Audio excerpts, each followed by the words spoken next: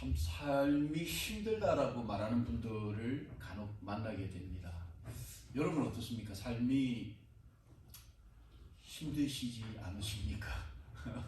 오늘 설교 제목이 힘드세요라는 제목인데, 네, 뭐 4살 5살 꼬마들도 가끔씩 그런 말을 해요. 힘들어요 막 이런 말 하는 애들이 있습니다. 뭐 어리다고 세상 이 삶이 전혀 힘들지 않다, 그렇지 않죠. 요즘에는 뭐 초등학교 다니는 아이들도 얼마나 힘든지 몰라요. 뭐 학원, 우리 뭐 다 아시다시피 한국의 우리 아이들 학원 얼마나 많이 다닙니까? 학교 가야죠. 끝나고 나면 뭐 피아노 학원 가야 되죠. 태권도 학원 가야 되죠. 뭐 영어 학원 가야지. 보통 한 3-4개씩 학원을 다니느라 이 아이들이 너무 힘들다는 거죠. 예. 중고등학생도 마찬가지고, 대학 입시를 또 생각하면 또 힘들고, 예. 대학 들어가면 또 힘든 게 다 사라지냐? 그렇지 않습니다. 대학 들어가면 직장 문제 걱정이죠. 직장을 잡으면 걱정이 없냐? 아니죠. 결혼 이후에 어떻게 살아지? 이게 걱정이고, 결혼하면 걱정이 없냐? 더 큰 걱정이 있습니다. 자녀에 대한 걱정이 있고, 또 노후에 대한 걱정이 있고, 나이가 들면 어떻게 죽을까도 걱정스러운 거고, 예. 모든 삶이 이렇게 쉽지 않다는 거죠. 다 힘든 인생을 살아갑니다. 근데 가끔씩 주변에서 만나는 이 삶이 힘들다라고 하는 분들 가운데 힘든 이유 중에 이 경제적인 부분들이 참 많은 것 같습니다.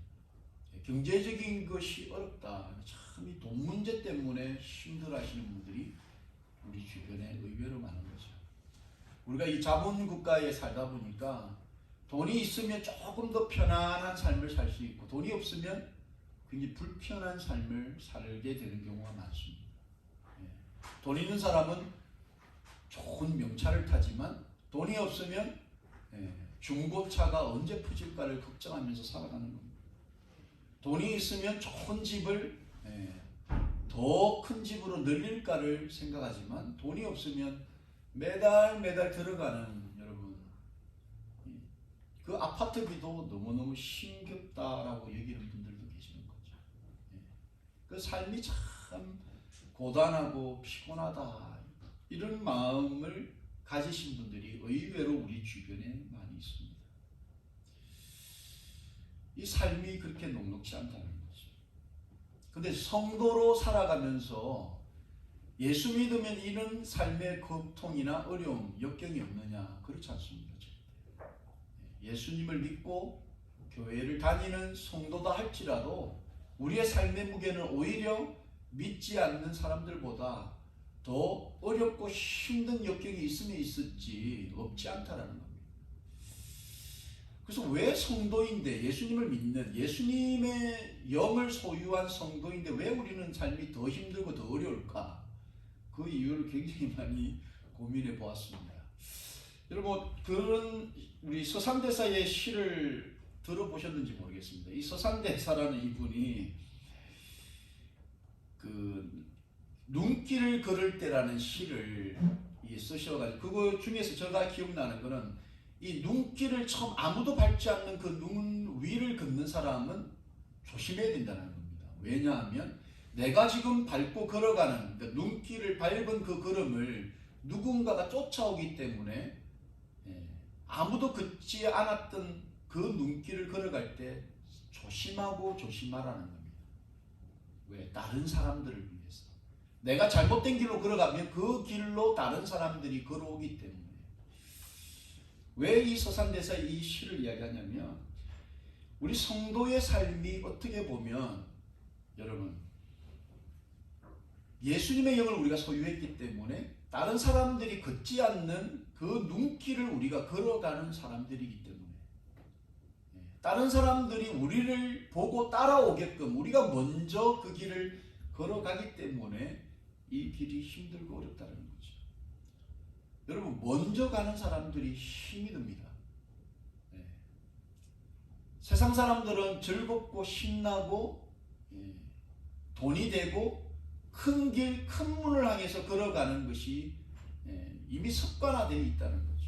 그런데 아무도 걸어가기 싫어하는 좁은 길, 좁은 문, 예수님의 그 길을 먼저 걸어가는 사람들은 정말 눈물 나고 어렵고 힘들고 아프다는 거예요. 그럼에도 불구하고 우리는 예수님의 영을 모르는, 소유하지 않은 사람들이 우리를 따라온다라는 생각들을 가지기 때문에 힘들고 어렵지만 조심스럽게 나아가야 되는 거죠. 이렇게 어렵고 힘든, 그렇지만 조심스러운 정말 선구자와 같은 길을 걸어갔던 사람이 바로 오늘 이 본문을 쓴 사도 바울이었습니다.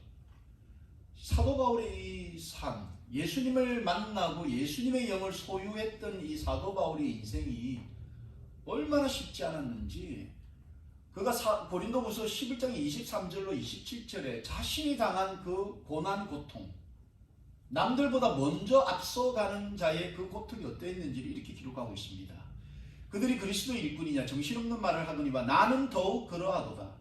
내가 수고를 넘치도록 하고 옥에 갇히기도 더 많이 하고 매도 수없이 맞고 여러 번 죽을 뻔하였으니 유대인들에게는 40에서 하나 감한 매를 5번 맞았으며 3번 태장으로 맞고 1번 돌로 맞고 3번 파선하고 일주야를 깊은 바다에서 지냈으며 여러 번 여행하면서 강의 위험과 강도의 위험과 동족의 위험과 이방인의 위험과 시내의 위험과 광야의 위험과 바다의 위협과 거짓 형제주의 위험을 당하고 또 수고하며 애쓰고 여러 번 자지 못하고 줄이며 목마르고 여러 번 굶고 춥고 헐벗었다. 여러분, 우리가 이렇게 편안한 마음으로 읽고 있는 이 서신이 나오기까지 이 사도 바울의 인생이 보시다시피 사람이 40대를 맞으면 거의 죽는다라고 이야기하는 그 40에 하나 감한 그 매를 여러 번 맞았던 거예요. 이 글을 쓰기까지 옥에 갇히기를 수없이 했고, 이 서신을 쓰기까지 참 그의 인생이 너무나 어렵고 힘들었다는 거죠. 그럼에도 불구하고 그는 예수님을 만났고 예수님의 영을 소유했고 수많은 믿지 않는 자들 그리고 수많은 예수 믿는 사람들이 그의 발자취를 한 걸음 한 걸음 따라올 것을 알고 있었기 때문에 바른 길로 가려고 몸부림이 칠 수밖에 없었다는 거죠. 고난을 맞으면서. 그래서 우리의 성도들이 살아가는 이 인생이 다 누구나 힘들고 어렵다라고 이야기하는 이 인생길 가운데서도 우리는 이 고난과 고통을 넉넉하게 짊어지고 갈 수 있는 그것이 바로 성도의 인생이라는 거죠. 근데 사도 바울이 오늘 본문을 통해서 그런 믿는 자들이 그냥 고난만 당하고 끝나느냐, 어려움만 당하고 끝나느냐, 우리의 삶이 그냥 힘들고 어렵다 이것으로 끝나느냐, 그렇지 않다는 겁니다. 여러분의 인생이 힘들면 힘들수록 그 힘든 역경과 어려움이 우리에게 주는 유익이 있다, 도움이 된다는 겁니다. 두 가지 이유로 도움이 된다는 겁니다. 이 두 가지 고난의 유익을 우리가 살펴보면서 내 인생이 힘들다고 여기시는 분들이 이 고난의 유익을 통해서 또 위로받고 그 고난의 유익을 붙잡고 여러분의 인생이 힘들고 어렵지만 우리가 낙심하거나 낙담하기보다 이 고난이 주는 우리의 도움을 생각하면서 좀 용기 없고 힘없는 그런 시간이 되기를 예수님의 이름으로 축원합니다. 고난이 주는 첫 번째 유익, 성도가 받는 이 삶의 무게, 역경, 어려움, 눈물 나는 이 상황들이 우리에게 주는 고난 첫 번째 유익이 뭐냐면, 고난 받는 사람들은요 다른 사람들의 고난을 돌아볼 수 있는 유익이 있다는 거예요. 여러분, 우리 옛말에 호랍이 마음은 호랍이가 한다 이런 말 있지 않습니까? 호랍이 마음은 호랍이가 한다. 그 상황을 당해본 사람이 그 사람들을 이해할 수 있다라고 이야기를 하는 거죠. 그 상황을 경험해 보지 않은 사람들은 전혀 그 상황에 있는 사람들을 여러분 이해를 못합니다. 한국에 요즘에 청년들 사이에 유행하는 단어가 있다는데 그 단어가 뭐냐면 존버라는 단어입니다. 죽으라고 버티는 거예요. 그냥 무조건 버티라 이런 말들이 지금 한국에서 굉장히 유행하고 있다. 그냥 무조건 버티라는 거예요. 근데 이걸 버텨본 사람이 이 말을 하면 굉장한 위로가 되죠. 먼저 버텨봤기 때문에, 먼저 힘들어봤기 때문에, 먼저 고통도 당해봤기 때문에 이 말을 하는 사람의 말을 들으면 굉장히 큰 위로가 있습니다. 마찬가지로 예수 믿는 사람들이 삶이 어렵고 힘들면 힘들수록 우리는 다른 사람들을 돌아보게 되고 그 사람들을 위로할 수 있는 그런 고난의 유익을 우리가 얻을 수 있다. 말씀드린 것처럼 이 사도 바울은 자신 스스로가 이 복음 때문에 예수 믿는 사람으로서 바르게 살기 위해서 엄청난 시련과 어려움을 경험을 해본 거예요. 그러다 보니까 이 사도 바울이 지금 어려움 속에 있는 고린도 교회와 성도들에게 위로의 말씀을 던지고 있는 거죠. 위로할 수 있다는 거죠.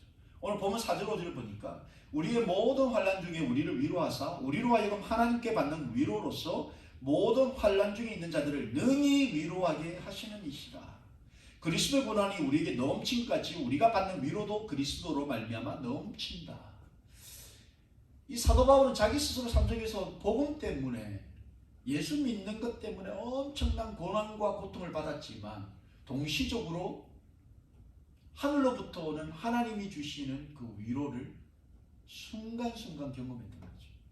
이 하늘로부터 오는 위로를 경험한 사람들은 자기의 고통에 자신의 감정이 매몰되는 것이 아니고 오히려 주변을 돌아보면서 고통당하고 있는, 어려움에 처해 있는 다른 사람들이 보이는 거죠.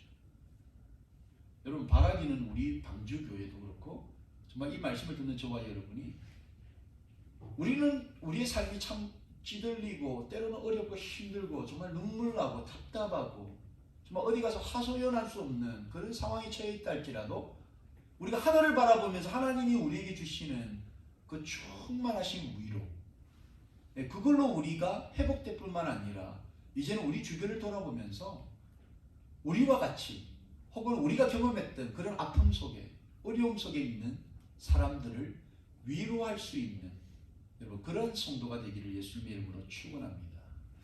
이 상담 중에 우리 카운셀링 중에 제가 참 좋아하는 단어 중에 어떤 단어가 있냐면 wounded healer라는 게 있어요. wounded healer.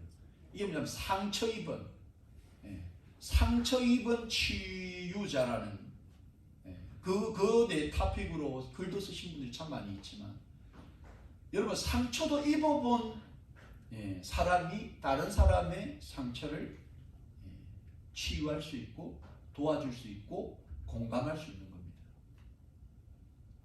그래서 우리가 학문적으로 심리학을 깊이 공부하고 카운셀링을 깊이 공부하고 학문적으로 물론 공부하는 거 굉장히 중요하죠.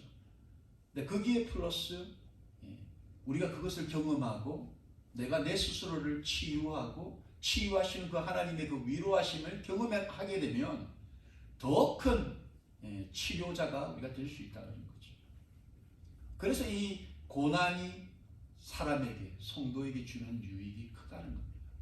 그래서 이 사도 바울이 자신도 고난당했지만 하나님이 그 고난당하는 사도 바울을 그냥 두지 아니하시고 위로해 주시고 하늘로부터 오는 세상과 구별된 그 위로하심이 있었기 때문에 그가 치료받을 뿐만 아니라 고통 중에 있는 환난 중에 있는 여러 성도들을 돕고 위로할 수 있었다는 겁니다. 그래서 본문 6절 말씀을 보니까 우리가 환난 당하는 것도 너희가 위로와 구원을 받게 하려는 것이요 우리가 위로를 받는 것도 너희가 위로를 받게 하려는 것이니 이 위로가 너희 속에 역사하여 우리가 받는 것 같은 고난을 너희도 견디게 한다. 그러니까 우리가 하늘로부터 오는 위로를 받아봤기 때문에 고난 중에 있는 여러 사람들에게 하나님을 믿으시라, 하나님을 모시라, 주로 영접하라라고 이야기하는 것은 하나님을 우리 주인으로 인생의 주인으로 모시게 되면 그 하늘로부터 나에게 임했던 그 위로가 동일하게 당신의 마음을 터치하고 당신의 그 답답한 심정, 정말 아픈 마음, 상처난, 모난 그 마음들을 치유할 수 있다. 이것을 우리가 소개할 수 있다는 거죠. 이게 바로 고난을 경험해 본 사람이 할 수 있는 능력이라는 거죠. 고난도 당해 본 사람이 다른 사람의 고난을 이해할 수 있다. 요즘 세상을 여러분 공감의 시대라고 하지 않습니까? 공감하지 못하는 사람들을 우리가 꼰대다 이런 식으로도 이야기를 하지 않습니까? 전혀 남의 상황, 남의 마음, 남의 형편을 헤아리지 못하는 그런 사람들은 결코 그 사람들에게 치유의 메시지를 던질 수 없다는 거죠.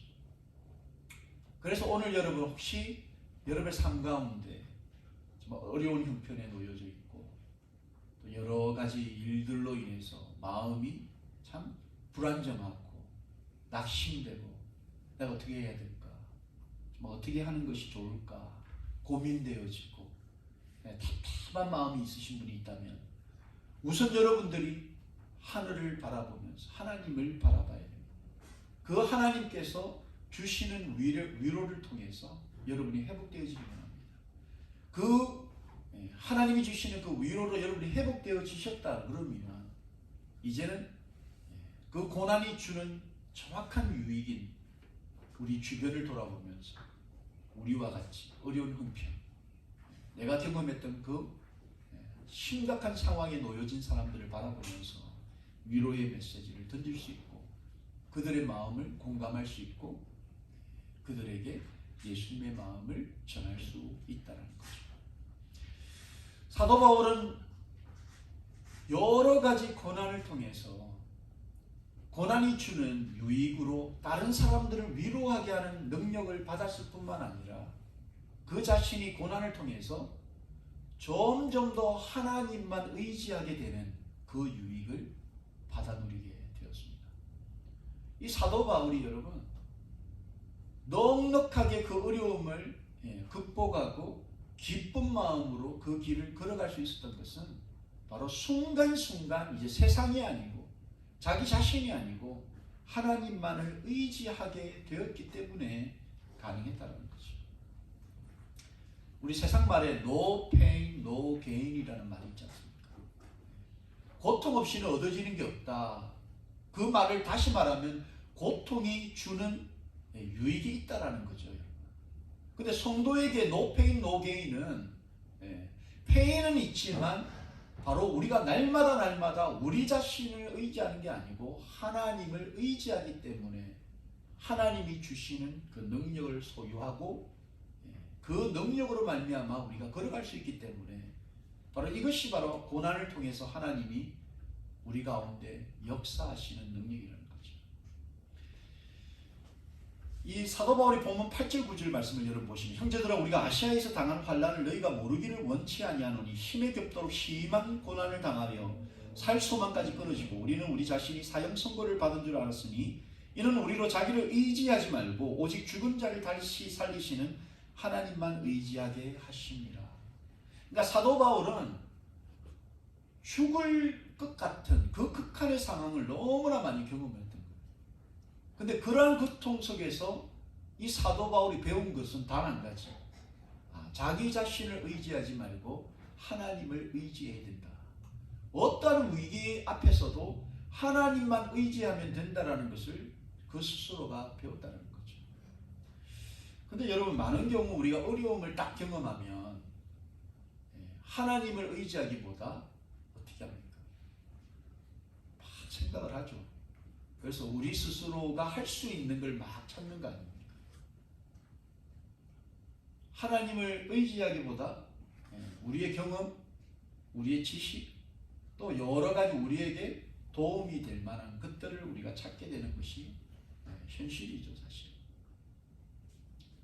근데 우리가 정확하게 우리가 돌아봐야 되는 것은 바로 우리 가운데 역사하시는 그 하나님, 그 하나님이 바로 죽은 자도 다시 살리시고 죽으셨다가 다시 부활하신 그 부활의 주님이라는 거죠. 모든 상황이 다 엎어진 것 같은데 그 엎어진 상황도 회복시키시는 능력이 바로 하나님께 있다. 우리가 이 믿음을 가지고 하나님을 의지하는 겁니다. 이것이 바로 성도라는 거죠.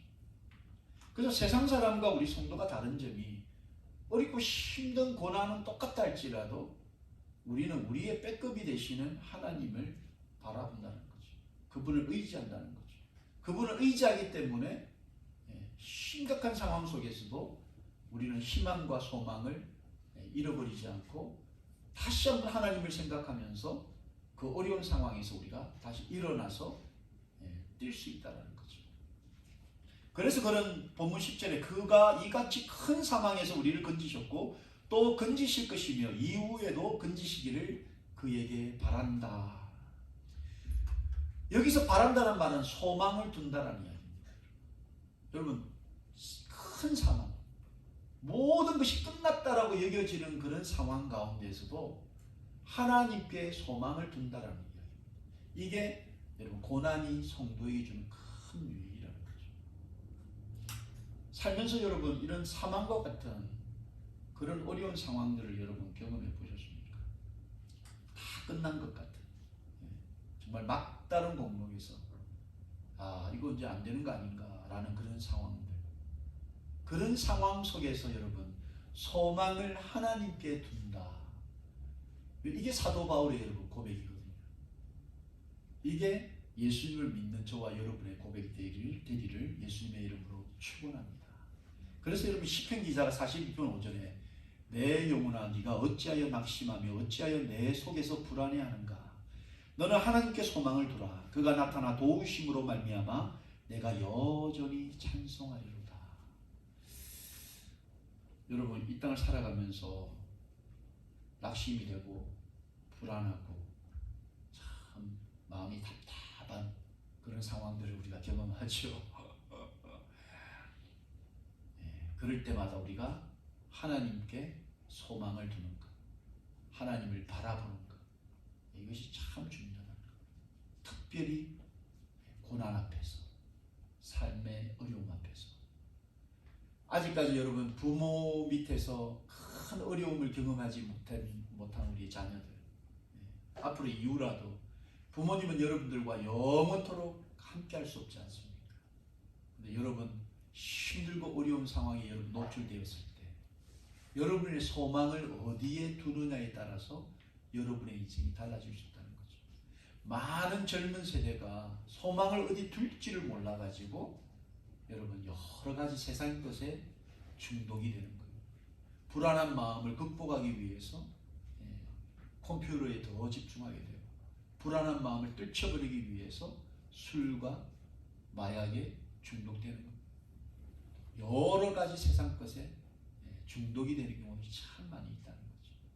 그 불안하기 때문에 마음을 어디에 둘 줄 모르기 때문에.